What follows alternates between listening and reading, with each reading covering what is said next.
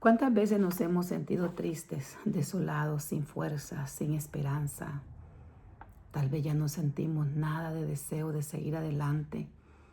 Muchas veces se ha presentado la prueba, la dificultad a nuestra vida y se ha quitado ese ánimo, ese gozo y ese brillo.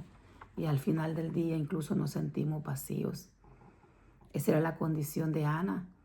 Hemos leído en el primer libro de Samuel que Ana era estéril, no tenía hijos y era señalada, perseguida, atribulada por Penina. Y eso la entristeció de tal manera, pero ella hizo algo muy importante. Dice la palabra del Señor en el primer libro de Samuel, en el versículo 15. Ella expresa: he derramado mi alma delante de Jehová. Y eso cambió su historia. He derramado mi alma delante de Dios. El sacerdote pensó que ella estaba ebria, porque solo veía que movía sus labios y sus lágrimas se derramaban. Del dolor de su condición ella sentía tantas cosas terribles, a pesar que su esposo la amaba. No tenía lo que ella anhelaba en aquellos tiempos. Era oprobio para una mujer sentirse así. Y hoy en día hay mucho dolor también al no poder tener un bebé. Pero la gracia y la misericordia del Señor se derramó y cambió su tristeza en canto, sus lágrimas en alabanza a Dios. Esta historia a mí me impacta mucho porque fue una de las predicaciones primeras que yo escuché, con las cuales el Señor me llamó a sus pies. Y decía la predicadora hace casi 25 años atrás: Ana lloraba por un hijo, derramaba su alma delante de Dios clamando un milagro.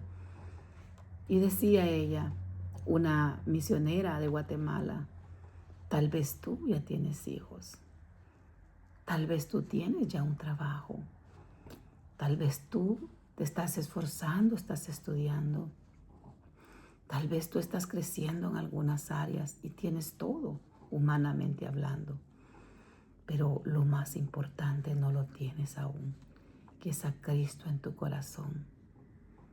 Y te sientes al final del día vacía y sientes que nada de lo que haces te llena. Y buscas llenar tu alma en bailes, en fiestas, en cosas mundanas que dan una felicidad pasajera, pero no llenan el alma, no sacian la sed. Porque el mundo es un desierto, como dice una alabanza. No nos puede dar esa agua para nuestra alma, mas Cristo es el agua de vida eterna. Wow, esas palabras llegaban a mi corazón. Y yo decía, ¿cómo es que esta muchacha conoce mi vida? Y decía, lo has intentado, has luchado, te has esforzado, pero no te sientes plena. Yo decía, es cierto, no siento esa felicidad en mi ser.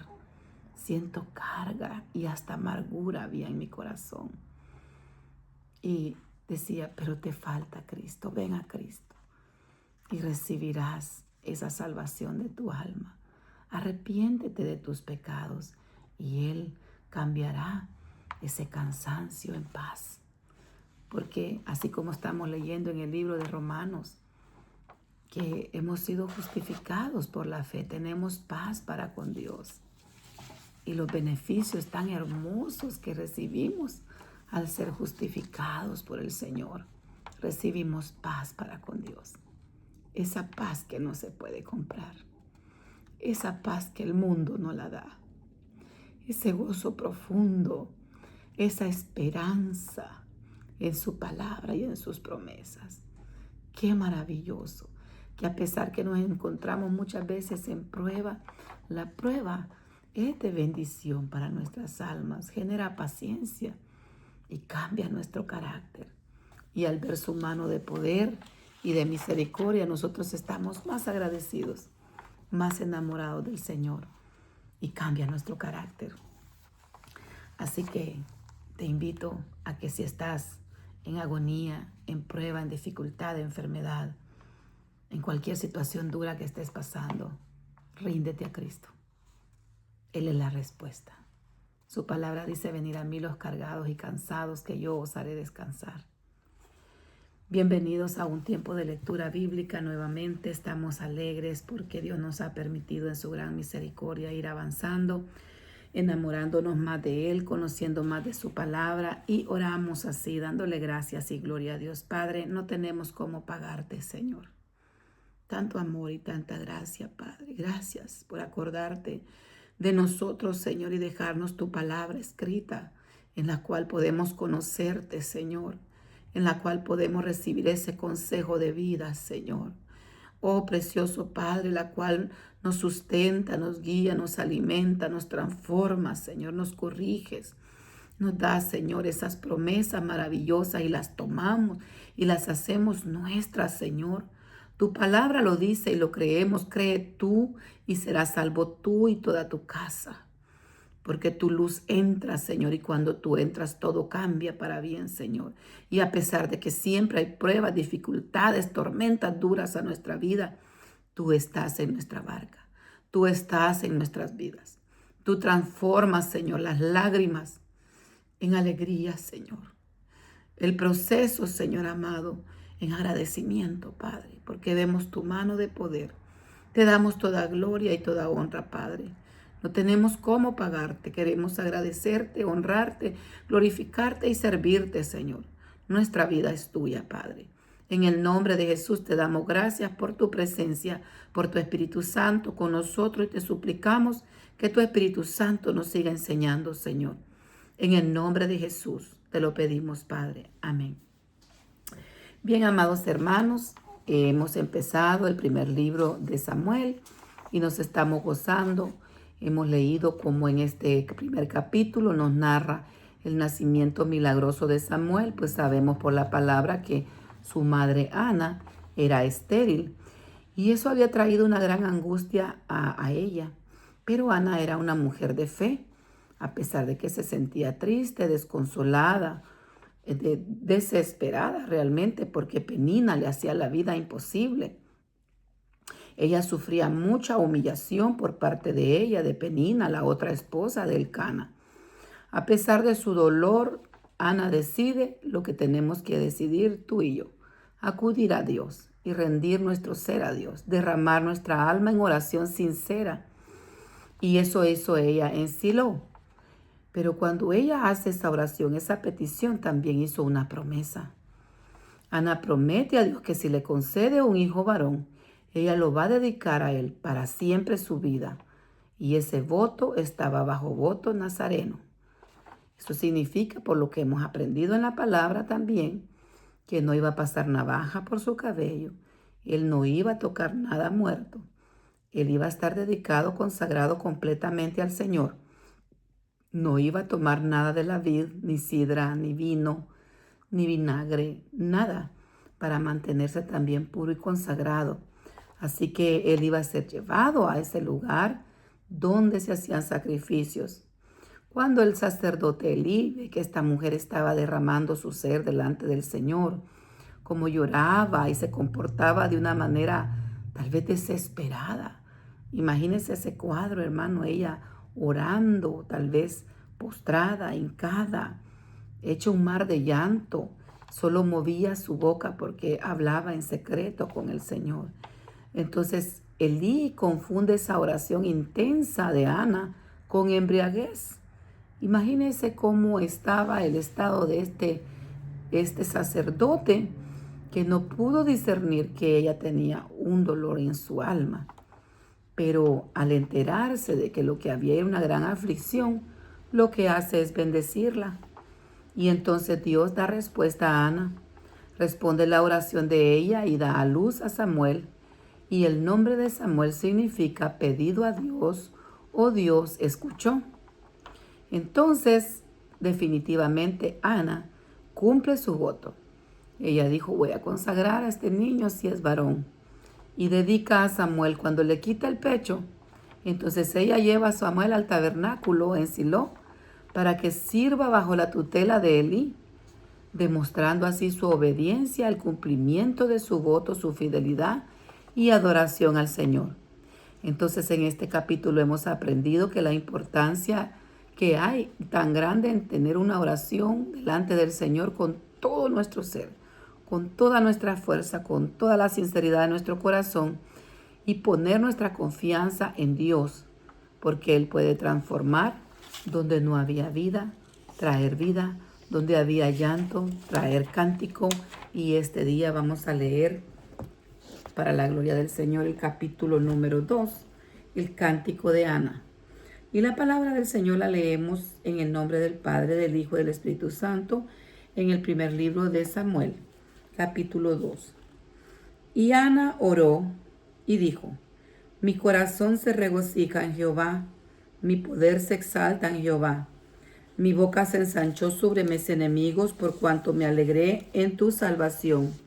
No hay santo como Jehová, porque no hay ninguno fuera de ti, y no hay refugio como el Dios nuestro. No multipliques palabras de grandeza y altanería, cesen las palabras arrogantes de vuestra boca, porque el Dios de todo saber es Jehová, y a él toca el pesar las acciones. Los arcos de los fuertes fueron quebrados, y los débiles se ciñeron de poder. Los saciados se alquilaron por pan, y los hambrientos dejaron de tener hambre. Hasta la estéril ha dado a luz a 7. A la tenida de muchos hijos langudice. Jehová mata y él da vida.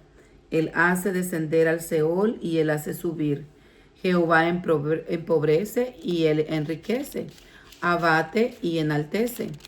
Él levanta del polvo al pobre y del muladar exalta al menospreciado, para hacerle sentarse con príncipes y a heredar un sitio de honor. Porque de Jehová son las columnas de la tierra, y él afirmó sobre ellas el mundo. Él guarda los pies de sus santos, mas los impíos perecen en tinieblas, porque nadie será fuerte por su propia fuerza. Delante de Jehová serán quebrantados sus adversarios, y sobre ellos tronará desde los cielos. Juzgará Jehová los confines de la tierra. Dará poder a su rey y exaltará el poderío de su ungido. Y Elcana se volvió a su casa en Ramá, y el niño ministraba a Jehová delante del sacerdote Elí. El pecado de los hijos de Elí, del versículo 12 en adelante. Los hijos de Elí eran hombres impíos y no tenían conocimiento de Jehová.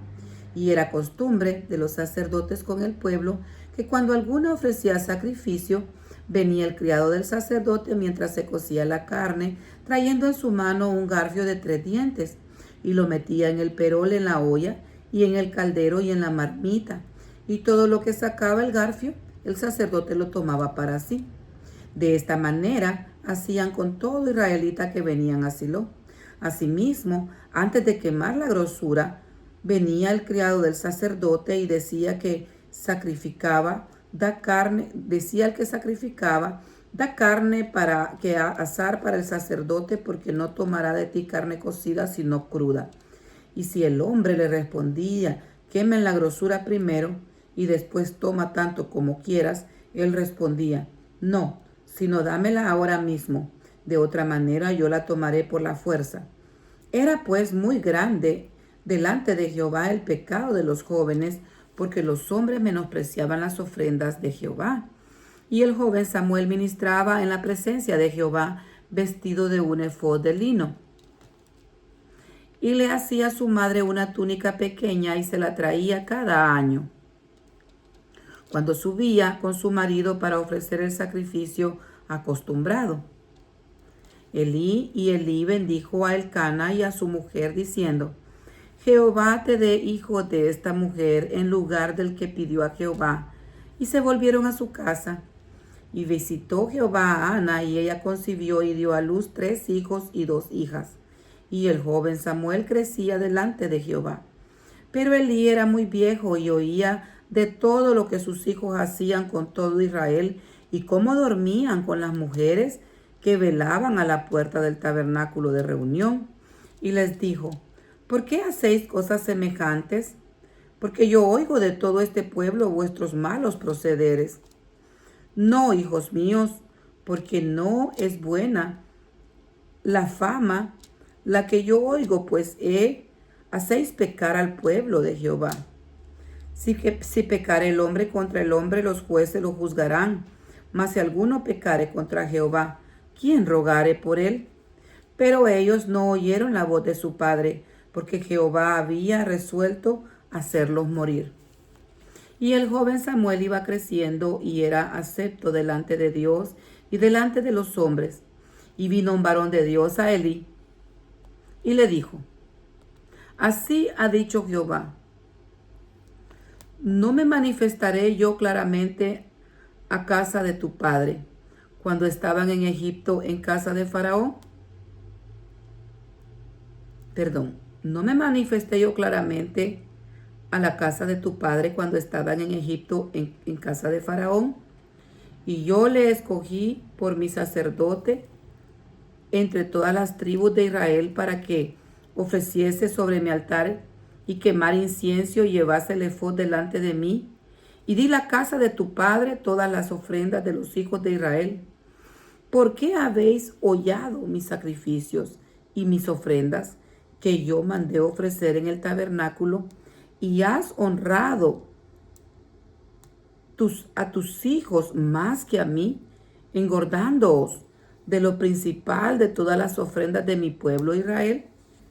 Por tanto, Jehová Dios de Israel dice: yo había dicho que tu casa y la casa de tu padre andarían delante de mí perpetuamente. Mas ahora, ha dicho Jehová, nunca yo tal haga, porque yo honraré a los que me honran, y los que me desprecian serán tenidos por poco. He aquí vienen días en que cortaré tu brazo y el brazo de tu casa, de la casa de tu padre, de modo que no haya anciano en tu casa. Verás tu casa humillada mientras Dios colme de bendiciones a Israel, y en ningún tiempo habrá anciano en tu casa. El varón de los tuyos que yo no corte de mi altar será para consumir tus ojos y llenar tu alma de dolor. Y todos los nacidos en tu casa morirán de edad viril. Y te será por señal esto que acontecerá a tus dos hijos Ofni y Finés. Ambos morirán en un día. Y yo me suscitaré un sacerdote fiel que haga conforme a mi corazón y a mi alma. Y yo le edificaré casa firme y andará delante de mi ungido todos los días. Y el que hubiere quedado en tu casa vendrá a postrarse delante de él por una moneda de plata y por un bocado de pan, diciéndole: te ruego que me agregues a alguno de los ministerios para que pueda comer un bocado de pan. Jehová llama a Samuel, capítulo 3 en adelante. El joven Samuel ministraba a Jehová en presencia de Elí, y la palabra de Jehová escaseaba en aquellos días. No había visión con frecuencia. Y aconteció un día que, estando Elí acostado en su aposento, cuando sus ojos comenzaban a oscurecerse de modo que no podía ver, Samuel estaba durmiendo en el templo de Jehová, donde estaba el arca de Dios. Y antes que la lámpara de Dios fuese apagada, Jehová llamó a Samuel, y él respondió: heme aquí. Y corriendo luego a Elí dijo: heme aquí, ¿para qué me llamaste? Elí le dijo: yo no te he llamado, vuelve y acuéstate. Y él se volvió y se acostó. Y Jehová volvió a llamar otra vez a Samuel. Y levantándose Samuel vino a Elí y dijo: heme aquí, ¿para qué me has llamado? Y él dijo: hijo mío, yo no te he llamado, vuelve y acuéstate. Y Samuel no había conocido aún a Jehová, ni la palabra de Jehová había sido revelada. Jehová pues llamó la tercera vez a Samuel, y él se levantó y vino a él y dijo: heme aquí, ¿para qué me has llamado? Entonces entendió Elí que Jehová llamaba al joven, y dijo Elí a Samuel: ve y acuéstate, y si te llamare dirás: habla Jehová, porque tu siervo oye. Así se fue Samuel y se acostó en su lugar. Y vino Jehová y se paró y llamó como las otras veces, Samuel, Samuel. Entonces Samuel dijo, habla, porque tu siervo oye. Y Jehová dijo a Samuel, he aquí, haré yo una cosa en Israel, que a quien la oyere, te retiñirán ambos oídos. Aquel día yo cumpliré contra Elí todas las cosas que he dicho sobre su casa, desde el principio hasta el fin, y le mostraré que yo juzgaré su casa para siempre, por la iniquidad que él sabe. Porque sus hijos han blasfemado a Dios, y él no los ha estorbado. Por tanto, yo he jurado a la casa de Elí, que la iniquidad de la casa de Elí no será expiada jamás, ni con sacrificio, ni con ofrendas. Y Samuel estuvo acostado hasta la mañana, y abrió las puertas de la casa de Jehová. Y Samuel temía descubrir la visión a Elí. Llamando pues Elí a Samuel, le dijo, Hijo mío Samuel. Y él respondió, heme aquí. Y Elí dijo, ¿qué es la palabra que te habló? Te ruego que no me la encubras. Así te haga Dios y aún te añada si me encubrieres palabra de todo lo que habló contigo. Y Samuel se lo manifestó todo, sin cubrirle nada. Entonces él dijo, Jehová es, haga lo que bien le pareciere. Y Samuel creció y Jehová estaba con él, y no dejó caer a tierra ninguna de sus palabras. Y todo Israel, desde Dan hasta Beerseba, conoció que Samuel era fiel profeta de Jehová. Y Jehová volvió a aparecer en Silo, porque Jehová se manifestó a Samuel en Silo por la palabra de Jehová. Gloria sea al Señor. Así vamos a pasar ahora a la lectura del Nuevo Testamento y estamos para la gloria y la honra del Señor leyendo el libro de Romanos.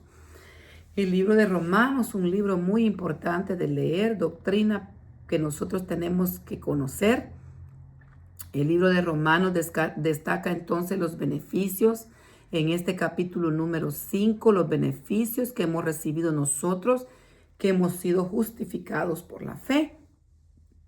Esto nos trae, como veíamos al principio del video, una paz. Es que cuando tenemos ese encuentro con el Señor y entregamos nuestras cargas, le pedimos perdón de todo corazón de los pecados, Él nos perdona y ese perdón lo podemos sentir en lo más profundo de nuestro ser.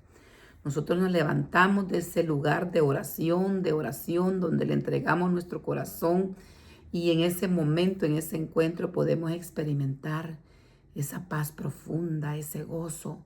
Nos sentimos livianos. Algo se manifiesta incluso en nuestro ser físico. Nuestra alma se siente diferente, nuestro espíritu se fortalece, nuestro cuerpo se siente vanito, como que nos han quitado una gran carga literal atrás de esa carga que sentíamos de pecado, esa angustia, ese dolor. Porque realmente, hermanos, el alma siente que si morimos en condición de pecado, va a ir a pagar todo lo que hemos hecho en este cuerpo, que muchas veces hemos hecho tantas cosas que desagradan al Señor, viviendo una vida desordenada, viviendo una vida lejos del Señor. Antes nos desplazábamos por la vida viviendo como nosotros creíamos, como el mundo nos había enseñado, mal enseñado, más bien dicho, haciendo, deshaciendo. El mundo tiene un dicho, vive completamente, haz lo que quieras, porque la vida nada más es una, pero se les olvida que o no conocen que el infierno también es real y es eterno, ese lugar ya no se sale más que para ser lanzado al lago de fuego. Entonces realmente vale la pena nosotros decidir, tomar una decisión de vida y seguir a Cristo. No es fácil, el camino es angosto, pero No estamos solos. La palabra del Señor es lámpara que nos alumbra nuestro caminar y el Espíritu Santo está con nosotros. Y aunque a veces fallamos, Él nos ayuda a levantarnos, porque la diferencia es que, si bien es cierto, como creyentes pecamos porque seguimos en este cuerpo, en este mundo de pecado, de maldad, pero ya no nos deleitamos en el pecado, porque el Espíritu Santo nos redarguye y nos dice: levántate, reconcíliate, sigue adelante, y volvemos a empezar a pedir perdón, y sentimos otra vez ese abrazo del Señor cuando nos hemos alejado, enfriado, afanado. Hay esperanza en el Señor, porque Él nos vuelve a perdonar. Su palabra dice que nuevas son sus misericordias cada mañana, y cada mañana nosotros podemos invocar su perdón y su gracia. La recibimos, ese regalo tan hermoso. Entonces, al ser justificados, también Dios nos da esperanza, y el Señor se manifiesta en diferentes áreas, en su amor infinito, en su gracia, en su misericordia, a través de Cristo Jesús. Así que leíamos en el capítulo número 5, del versículo 1 al 2, que al ser justificados por la fe, realmente como creyentes recibimos esa paz con Dios, y también ese acceso directo a su gracia, si nos mantenemos también firmes en ella, podemos entrar también al trono de su gracia a pedir, cubierto con la sangre de Cristo.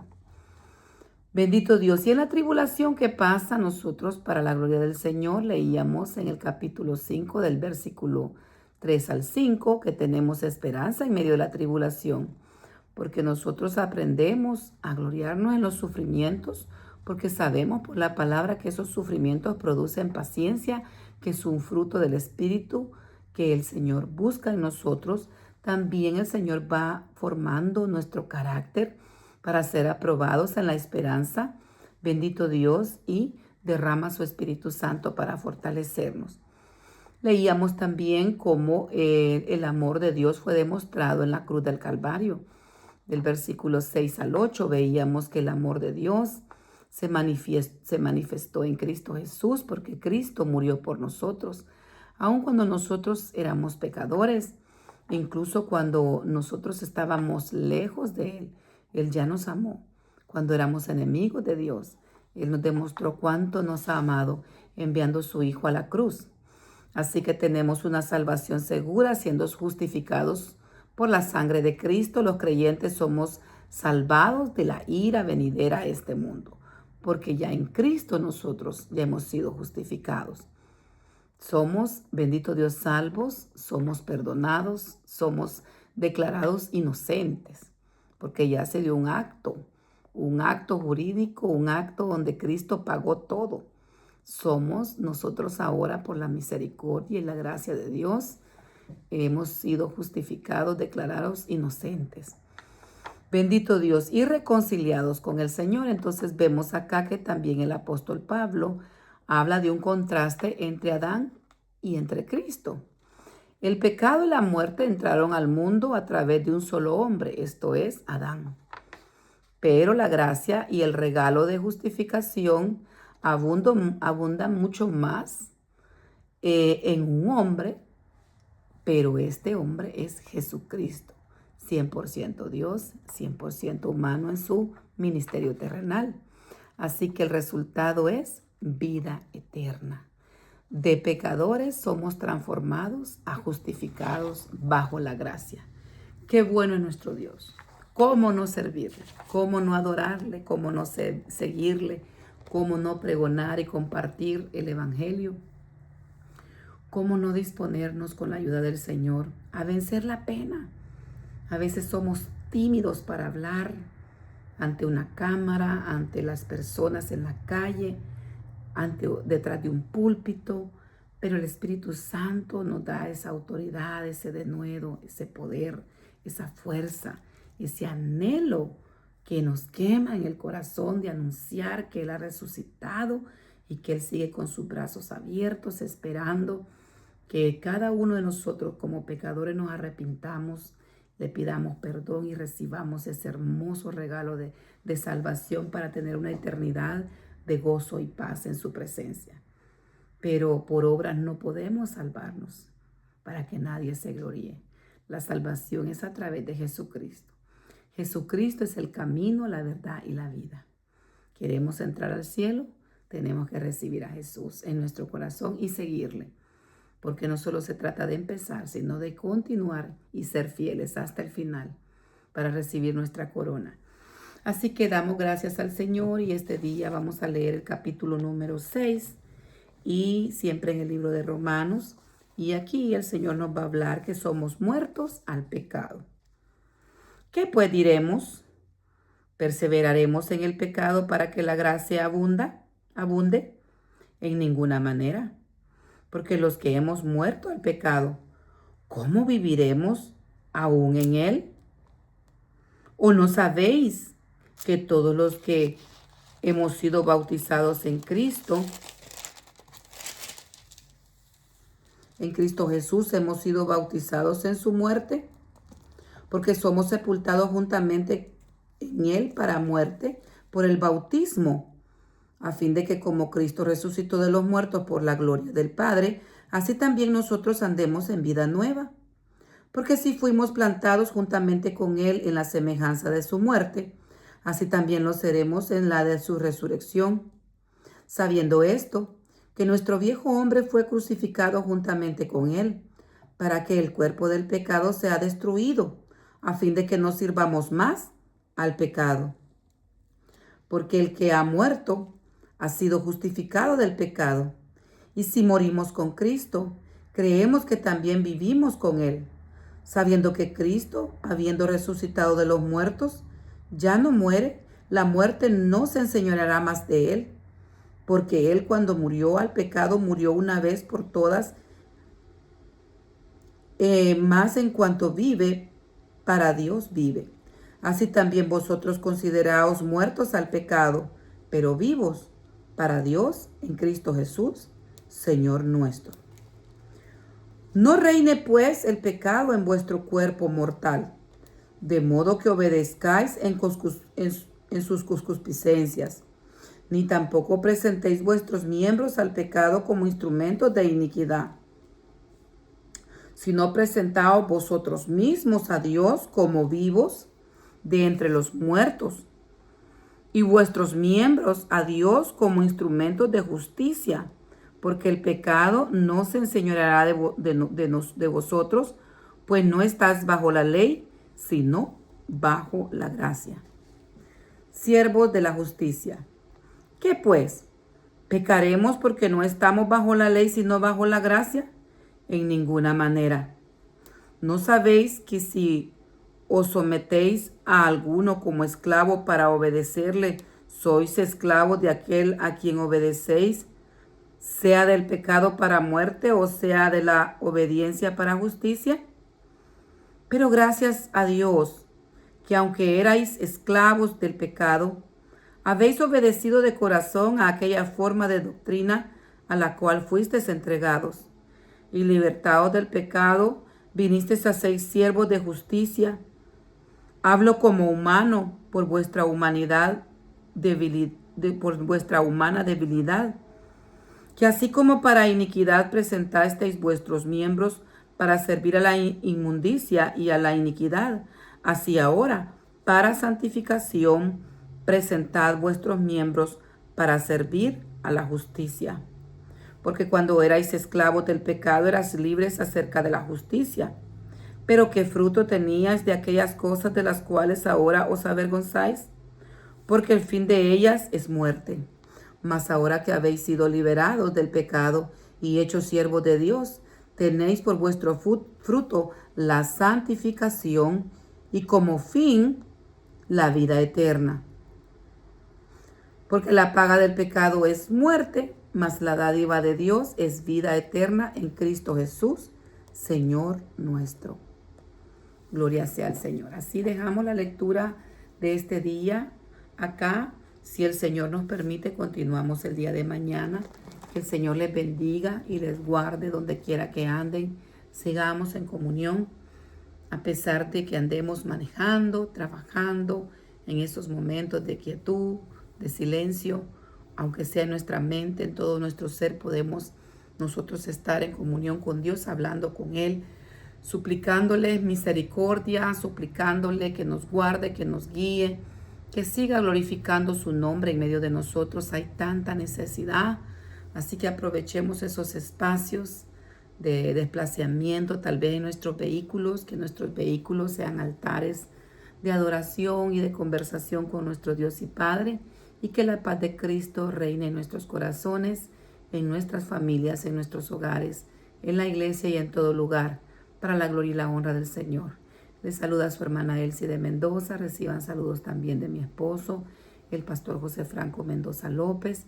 Y estamos agradecidos con el Señor que nos permite compartir la palabra de Dios, que la necesitamos siempre. Así que Dios les bendiga. Gracias por unirse a la lectura de la Biblia. Amor por la palabra, leamos la Biblia.